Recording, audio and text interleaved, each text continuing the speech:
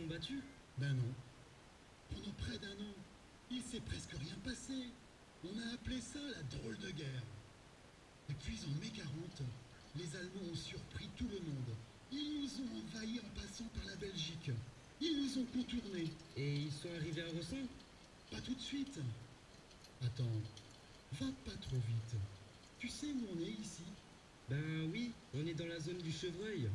Eh bien, figure-toi que c'est ici même que la guerre a commencé à Ressons. Mais pas par la route, par les airs. Dans le ciel? Eh bien oui.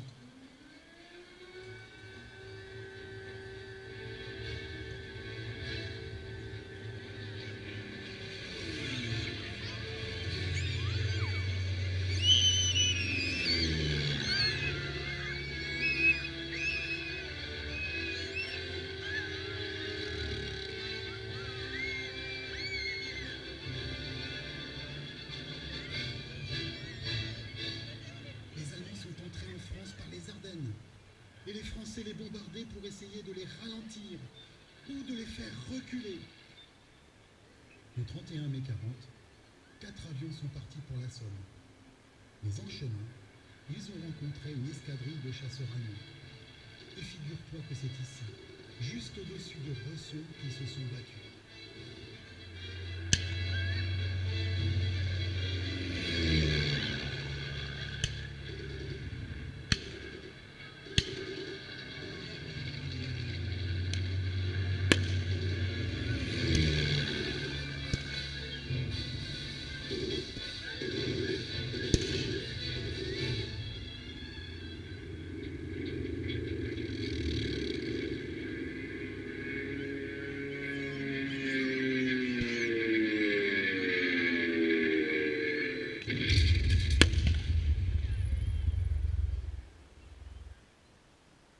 Papy? Papy? Alors, comment ça s'est fini? En fait, pas très bien. Les Français ont réussi à abattre un avion allemand. Mais les 4 avions français se sont fait descendre, dont celui qui est tombé juste là. Les 4 aviateurs français sont morts. Il y en a même un qui est enterré au cimetière de Ressons, le sous-lieutenant André Bourges.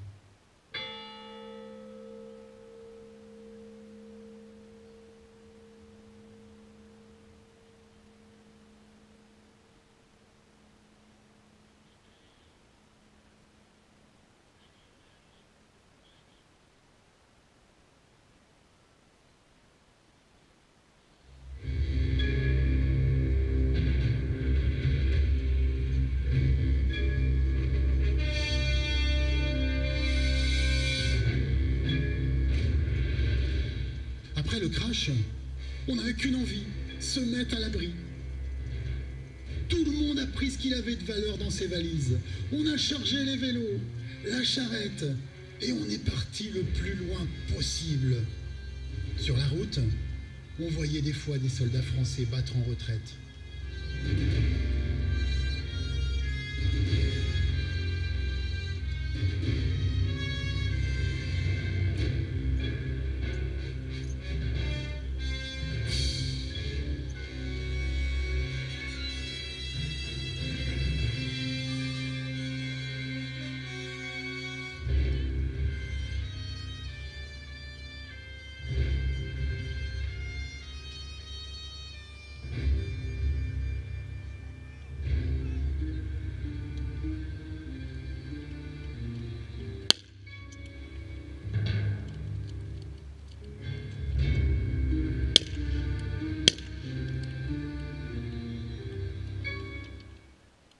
Et vous êtes parti où? Oh, pas bien loin. Nous, on s'est arrêté à Amiens. Ça n'a pas servi à grand-chose. Et pas longtemps après, on est revenu à Ressons, après l'armistice. L'armistice? Ah, comme le wagon. Oui, exactement. Sauf que cette fois, on avait perdu. Et c'était les Allemands qui avaient gagné. C'est un peu long à expliquer, mais si tu veux, je t'emmènerai le visiter, le wagon de Rotonde. C'est pas très loin. Tu vas voir, tu vas tout comprendre. Ok, mais après, vous vous êtes battu? Non, pas vraiment. Les Allemands étaient un peu partout. On appelait ça l'occupation.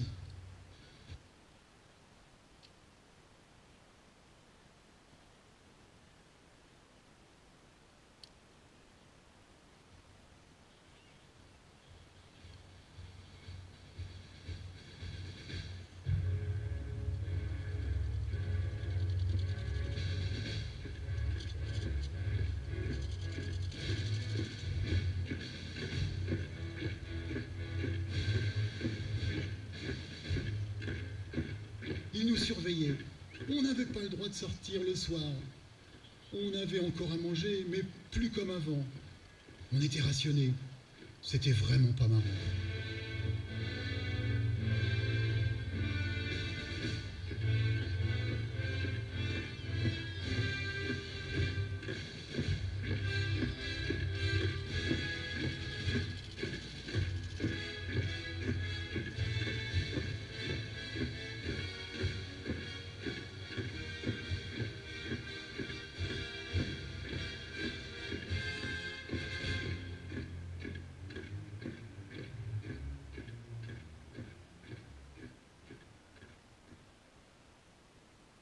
Et pouviez rien faire? C'est-à-dire que tout seul, c'était difficile.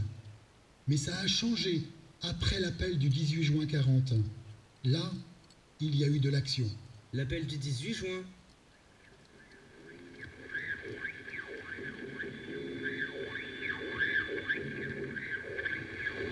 Moi, général de Gaulle, j'entreprends ici, en Angleterre, cette tâche nationale. J'invite tous les militaires français des armées de terre, de mer et de l'air, les soldats, les marins. Pour protéger les Français, notre gouvernement avait accepté l'occupation. Mais le général de Gaulle n'était pas du tout d'accord. Alors il est parti en Angleterre pour rassembler une armée.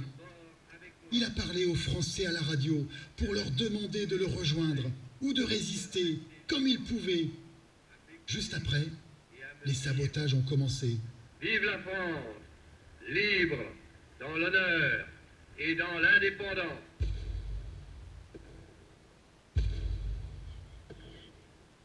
Un soir d'été, des résistants ont décidé de saboter l'électricité.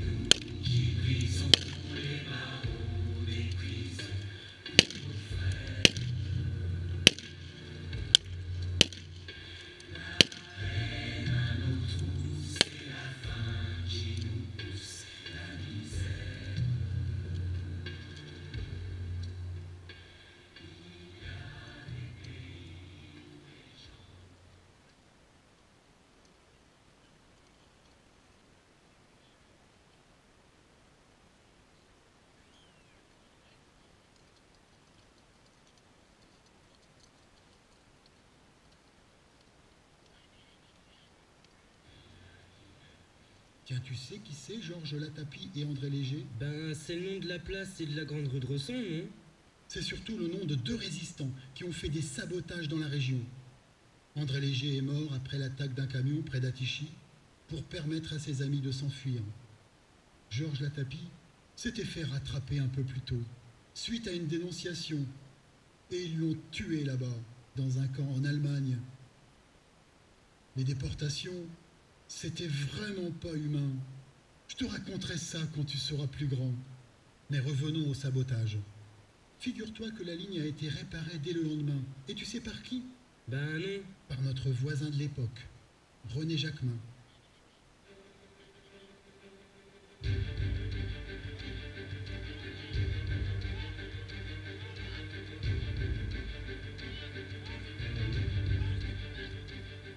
travaillait à la SICA.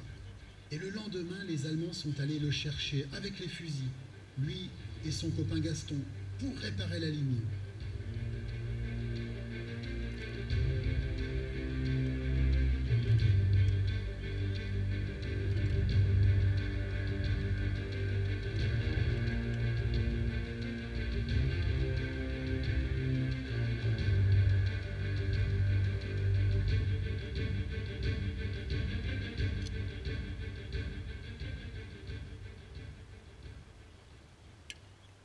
Je comprends pas. S'ils travaillaient, ils étaient pas prisonniers? Oui et non. En fait, ça aurait fait beaucoup de prisonniers. Alors les Allemands ont transformé les soldats français en ouvriers. Certains cultivaient la terre, d'autres fabriquaient des armes en Allemagne. Ceux qui travaillaient à la SICA ou à la laiterie, eux devaient continuer à faire leur travail pour que les Allemands puissent manger et s'éclairer. Tiens, il y en a plein d'ici qui sont partis construire le mur de l'Atlantique. Ils ont construit un mur? En fait, c'était tout un tas de blocos installés sur les plages pour éviter que les Alliés débarquent. Mais ça n'a pas arrêté les Américains. Les Américains? Mais c'est loin l'Amérique. Tu as raison, c'est très loin. Mais un jour, les Japonais ont attaqué les Américains. Alors les Américains ont déclaré la guerre aux Japonais. Et comme les Japonais étaient amis avec les Allemands et les Italiens, les Américains étaient aussi contre les Allemands. Alors ils sont allés rejoindre les Anglais pour préparer une attaque par la mer. Ouh là là! Qu'est-ce que c'est compliqué! Tu as raison, c'est assez compliqué. Mais ce qui est sûr, les Américains, les Anglais, les Français de Gaulle, des Canadiens et d'autres encore sont venus libérer la France par bateau. Et ce jour-là, on a repris confiance, car nous savions que la fin de la guerre était proche. Et ça, c'était le 6 juin 44. Exact. Mais la guerre n'était pas finie pour autant. Il a fallu attendre presque 3 mois avant qu'ils arrivent à Resson. Ils ont libéré Paris le 25 août et sont arrivés ici le 1er septembre. Tiens, ça fait presque 70 ans jour pour jour. Pourtant, je m'en rappelle comme si c'était hier. Les Américains sont arrivés en force. Ils avaient je ne sais combien de camions, de blindés, de jeeps. Quand les Allemands les ont vus, ils ont préféré battre en retraite plutôt que de résister.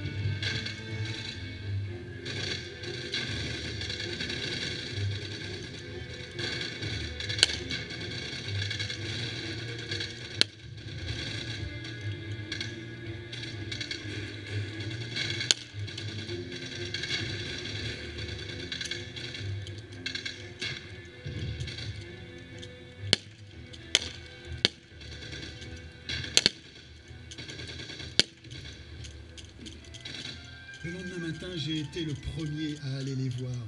C'était incroyable. Ils étaient si grands, si bien habillés. Et avec eux, ils avaient plein de choses. Du chocolat. Et surtout, mon premier chewing-gum. Extraordinaire. Petit à petit, tout le village est venu les voir et les cadeaux ont continué. Des bas de soie pour nos mamans. Du café en poudre. Et surtout, grâce à eux, on était libres. C'est la fête à la liberté, et Paris n'est plus en colère. Et Paris peut aller danser, il a retrouvé la lumière. Tout à coup, ils ont sorti un pick-up, un tourne-disque si tu veux, et ils nous ont passé de la musique américaine. Qu'est-ce que c'était bien! 4 ans qu'on n'avait pas fait la fête, qu'on ne pouvait plus danser. Eh bien, je t'assure que ce jour-là, tout le monde a rattrapé le retard. Sing, sing, sing, sing, everybody's got to sing. Ooh.